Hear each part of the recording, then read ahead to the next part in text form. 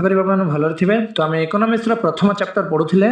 तो देखो 15 number question एसबू आसवाई बहुत संभावना अच्छी पे तो तेणुक आपको अनुरोध करी टे भल भाव देखापी। तो प्राक्तन अर्थशास्त्री मतरे अर्थशास्त्र परिसर एक व्यापक बुझीपाल ना आशा करी भल भाव बुझीपे। तो देखो आधुनिक अर्थशास्त्री मतरे अर्थशास्त्र एक उभय आई और डबल आई। तापर नेक्स्ट देख अर्थशास्त्र परिसर कहले कौन बुझे विषय वस्तु सीमाबद्धता तो उपरोक्त समस्तटी। अर्थशास्त्र एक चयन विज्ञान या किए कही रविनांस कही पे बुझीपाल ना आशा करी बहुत भल भाव बुझीपारे। तो पे यहाँ निम्नलिखित उत्तर सठिक माने ठीक उत्तरटी लिख बोली कही। तो किंतु आपंकर यहाँ इंटरनाल न आसी थाए तो आपंकर भ्रम संशोधन कर प्रक्रिया।